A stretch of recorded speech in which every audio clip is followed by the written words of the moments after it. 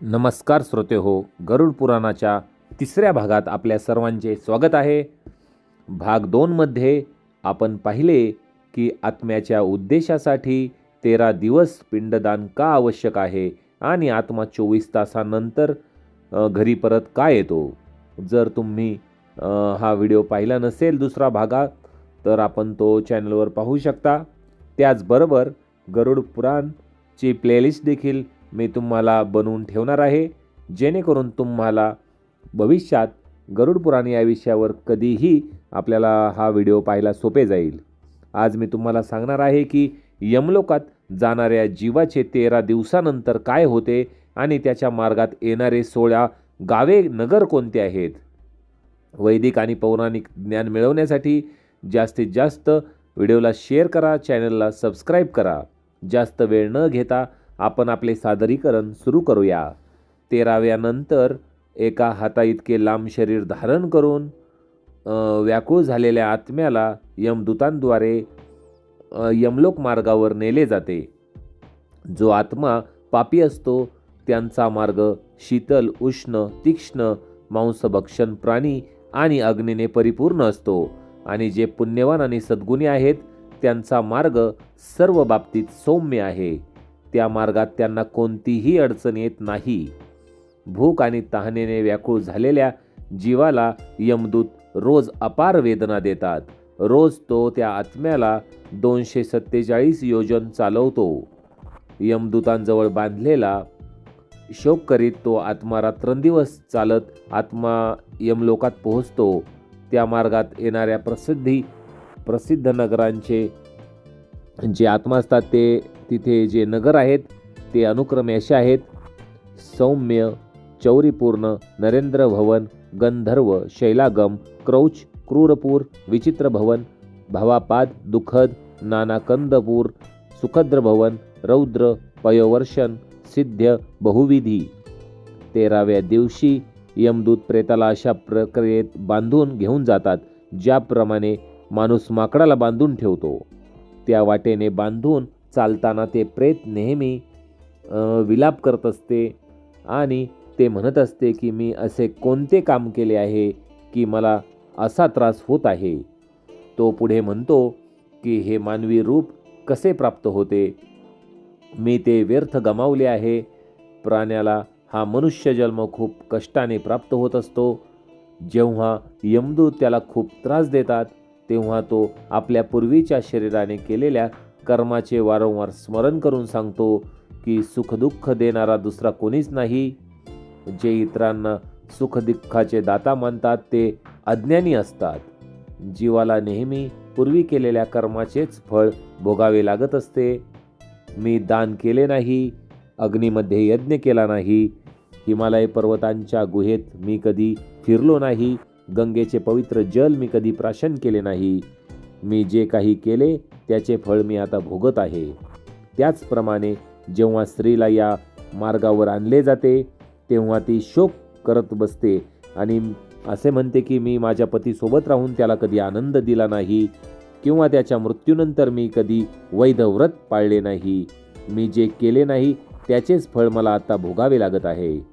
मासिक पाळीच्या नियमांनी किंवा चंद्राच्या व्रतानेही मी हे शरीर कधी शुद्ध केले नाही. स्त्रीचे शरीर हे अनेक दुःखांचे पात्र आहे. पूर्वी केलेल्या वाईट कर्मानुसार आता मला ते मिळाले आणि ते व्यर्थ गेले. अशा प्रकारे रडत आणि मोठ्याने शोक करत स्त्रीचा आत्मा यमदूताद्वारे 17 दिवस वायुभक्षण करत ओढत नेला जातो. आता मी तुम्हाला यमलोकाच्या मार्गावर येणाऱ्या नगरांबद्दल सांगत आहे. 18व्या दिवसाची रात्र पूर्ण झाल्यावर तो प्रथम सौम्य नगरात पोहोचतो. त्या रमणीय शहरात प्रेतांचा मोठा समुदाय राहत असतो. तिथे पुष्पभद्रा नदी आणि एक वटवृक्ष आहे जो खूप सुंदर दिसतो. यमदूत तिथे पोहोचतात आणि प्रेताला विश्रांतीसाठी थोडासा वेळ देतात. तिथे दुःखात ग्रस्त असलेले प्रेत, त्याची पत्नी, मुलगा इत्यादी नातेवाईकांकडून मिळालेले त्याला सुख आठवते. वाटेतल्या कष्टाने कंटाळलेला, भूक आणि तहानेने व्याकुळ झालेले ते प्रेत स्त्री, पुत्र, घर, सुख, नोकर, मित्र आणि इतर सर्व गोष्टींचा विचार करत असते. त्या नगरीत भुकेने त्रस्त झालेल्या प्रेताला पाहून यमदूत म्हणतात की कुठे आहे पैसा, कुठे आहे पुत्र आहे, कुठे आहे स्त्री, कुठे घर आणि कुठे तू असा त्रास सहन करतोय. आता तू तुझ्या कर्माने कमवलेली पापे अनंत काळापर्यंत भोग आणि या महामार्गावर चाल. यमदूताने असे सांगितल्यावर त्याला यमदूत आणखी त्रास देतात. त्यानंतर ते प्रेत स्नेहभावाने भूलोकातील पुत्रांनी दिलेला मासिक पिंड खातो. त्यानंतर ते तेथून सौरीपूरला रवाना होतात. त्या नगरीत तिथे जगम नावाचा राजा आहे. त्याला पाहून आत्मा घाबरतो आणि शांत होतो. त्या नगरीत श्रद्धाने दिलेले अन्न आणि पाणी ग्रहण करून तो नरेंद्रभुवन नावाच्या सुंदर नगरीकडे चालू लागतो. त्या भल्या मोठ्या वाटेवरून चालताना तो प्रचंड भयंकर जंगल पाहून जोरजोराने तो रडतो आणि 2 महिने घालवून त्या नगरात पोहोचतो. येथे तो आपल्या भावा बहिणींनी दिलेले अन्न व पाणी खातो पितो. त्यानंतर यमदूत त्याला पाशात बांधतात, त्याला वेदना देतात आणि पुन्हा त्याला पुढे घेऊन जातात. 3ऱ्या महिन्यात तो गंधर्व नगरमध्ये पोहोचतो. 3ऱ्या महिन्यात इथे दिलेल्या श्राद्धपिंडाचे सेवन केल्यावर 4थ्या महिन्यात तो शैलागम नावाच्या नगरीत पोहोचतो. तिथे प्रेतावर दगडांचा मोठा वर्षाव होतो. तिथे 4थ्या महिन्यात दिलेले श्राद्ध आणि पिंड खाऊन तो तृप्त होतो. यानंतर तो 5व्या महिन्यात क्रौच नगरात जातो. त्या नगरीत तो पुत्रांनी दिलेला 5व्या महिन्यातील श्राद्धपिंड खातो. त्यानंतर 6व्या महिन्यात प्रेत क्रूरपूर नावाच्या नगरात जाते. त्या नगरीत 6व्या महिन्यात पुत्रांनी दिलेले श्राद्ध खाऊन तो तृप्त होतो. पण अर्धा क्षण विश्रांती घेतल्यावर त्याचे हृदय पुन्हा दुःखाने थरथरू लागते. यमदूतांपासून सुटका करून ते प्रेत ते नगर पार करून विचित्र भवनाकडे निघते.